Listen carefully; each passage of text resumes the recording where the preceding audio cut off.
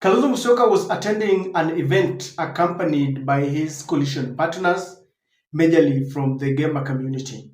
You know that recently Kalonzo Musyoka was endorsed by the angry gamer community from Mount Kenya after Rigathi Gachagua was hosted unceremoniously.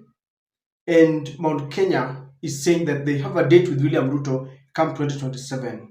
And the person they are giving that mantle to ensure that he kicks out William Ruto from State House is none other than Kalonzo Musyoka, a very experienced fella. He's been a minister, a foreign affairs minister, alipita katikati, and he became a vice president in 2007. They say that during that moment when Kibaki was facing difficult moments after robbing Raila's victory in 2007, it is Kalonzo who came and gave him the impetus, gave him power to lead, because the ODM Kenya wing supported Mwai Kibaki. And Kalonzo told William Samoei Ruto that we are looking at events that are happening in the country. Recently, the very tired Gen-Zs of Liberian country went and burnt parliament. Remember, it was the Gen-Zs in Kenya who first went to parliament and almost took hostage of that branch of the government. So Kalonzo is telling William Ruto that very soon the same thing will happen to you. And he's telling William Ruto that enough is enough. We have been taken for granted for so long. We want an IEBC reconstitution done before March next year. Failure to that, you are going to see the mother of all demonstrations. And Kalonzo is saying this knowing very well that people are tired of William Samoei Ruto. As he was doing that, Chants of Ruto must go failed the air. I now call it the new. Na mimi sina ubaya na yoyote, lakini mahali Kenya tumefika, tukijiandaa kuvuka mwaka, I said by the end of March, kama hakuna IEBC, mimi naenda maandamano. Nitaenda wangapi anasema naenda maandamano. Na wajue maandamano yatakayokuja will not leave anybody standing. Hakuna mtu atabaki. Angalia Liberia, watoto wametoka wamechoma parliament hiyo. Wamechomelewa mbali. So Kenyans are saying we will not accept corruption. Ufisadi, wewe mfisadi wakati wako umefika. Alafu hey.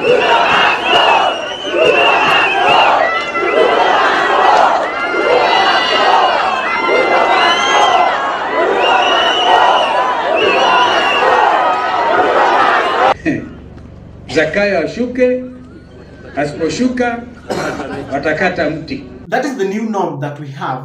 Ruto must go. In a youthful event, when youths go for their celebrations anywhere, somewhere, it would erupt into Ruto must go. Now it is not only the youths, but it encompasses every generation. They are saying Ruto must go. But ladies and gentlemen, there's a question that has been in my mind. You know, William Ruto knows very well that he is losing it. Because when you see the trend the world over, those who have been in power are losing ground, and when people approach elections, they are defeated. With Meg Whitman out of the question, and Democrats having been defeated in the US elections, William Ruto has been dented because he was largely supported by the very cruel regime of Joe Biden, who came and supported, and Meg Whitman told us to our face that the last election was the freest ever. So with this, do you think William Ruto has got any iota of space to change? Can he still salvage? That is the question I'm asking. You know, Mui Hua Mwema, yeah, even one person who is considered to be very incorrigible can change. Do you think William Ruto can change? Do you think we'll be between 20, because let's just say we are in 2025, because we've got a few days, we thank God for this first protest. So let's just say between 2025 and 2026, because if we are to go for election in 2027, William Ruto has got 2 solid years to salvage the situation. Do you think he's got any iota of a chance to stop lies, to stop promises. I'm asking this because William Ruto is so determined to ensure that he completes these 2 terms, and he also wants to try and recapture power in 2027, sorry. But the way he's doing it, to me, is doing it the unorthodox way. When people are tired of you and they're saying Ruto must go, then you go for Raila and you go for Uhuru Kenyatta, yet the Taifa Care, the SHA is not working, yet the university funding model has to find its way to the courts for it to be stopped. When taxes are still high and we hear that the IMF have come for review and they want to, you keep on taking more. When you still want to confuse and try to compel people to vaccinate their cows, even when people are telling you blatantly that we suspect you have a deal with Bill Gates, and you go ahead and tell them they are stupid. Basically, I think that is the most unorthodox means you can use. And the advisors of William Ruto, do you even have any advisors? And if they are there, is William Ruto listening to them? You see, I'm trying to be in his shoes, and I'm just feeling if I were in his shoes, I would do better personally. Because from 2022 to 2024, those are 2 years. Even if it was corruption and people have stolen and have sanitized some of my people, have given them jobs, I would put an end to this. I would call for a press for just my close allies and tell them it is over now. Let us get down to work. Kenyans forget so fast. After giving that warning, if there is any of his allies who still engage in corruption, let him just apprehend, let him just allow the EACC and the DPP to do their work and the courts. If Kenyans realize that only 2 of his very closest allies are in jail, not for optics, it's serious business, I can assure you, you will see Kenyans change very fast. I'm saying this because I remember in 2002, after Kenyans elected Mwai Kibaki, people had the energy and the expectations. And I remember there were frog marching policemen who were taking bribes on the roads. At some point, I listened to this confession that a policeman who was caught taking bribes, as people were charging towards him, decided to swallow that money just to clear evidence because they thought there was political goodwill from the top. What dampened the spirit of many Kenyans is that before we knew it, there was this big scandal of Anglo-leasing and the vehicles, the military vehicles that were being imported. The deal was shrouded in corruption, and Kenyans realized, this is not what we thought. And that is how things started crumbling. So William Ruto has a chance if he wanted, but I don't think he wants. And the reason why I feel for William Ruto, he's going to lose. And the only thing he's banking on is maybe a rigged election. I don't know whether we'll have another Chibukati, a person who acts with impunity. Because if he was hanging in Raila's court, people are speaking differently. There are people who say, yes, we have celebrated Raila, we respect him, but for William Ruto, let him allow us to choose whoever we want.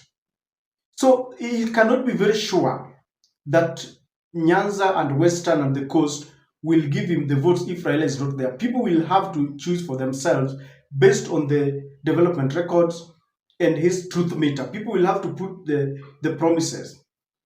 I have also seen the church moving away, telling him that you are corrupt to his face. You are corrupt. I have seen Gen-Zs giving him a warning and saying, we are not with you. And Gen-Zs are saying we are with Okiya Mutata, but if they form another coalition, a bigger one, we will be inside. I have seen Mount Kenya saying we are not modding and we must ensure that you don't see light of day in 2027. And so, William Ruto, even as we speak, he doesn't have a chance. But if he decides to turn things around, maybe it can work. If he calls for a candid conversation, apologizes and say, things have not been going in the right trajectory, but I want to change. 2 years is enough. I can assure you, 2 years is enough to ensure that he compensates for the mess he has given this country.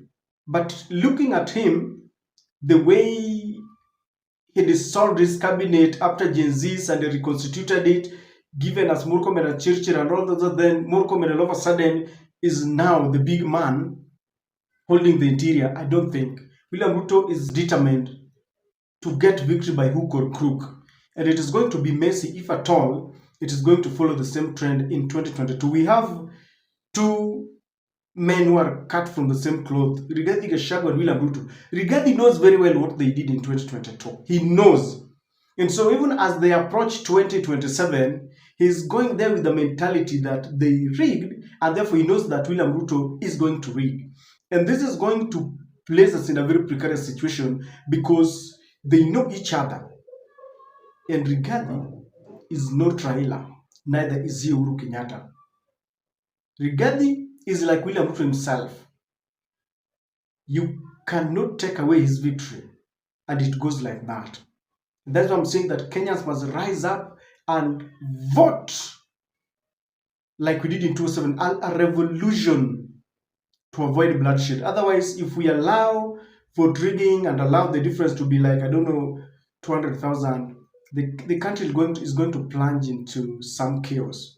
I could be wrong, but William Ruto is the most unpopular. These songs will continue. Ruto must go Mwizi and all this. I fear for him, but he's got the opportunity to change this country.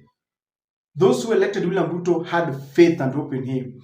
That hope has diminished, the faith has dwindled, and Kenyans are living under the mercy of God himself.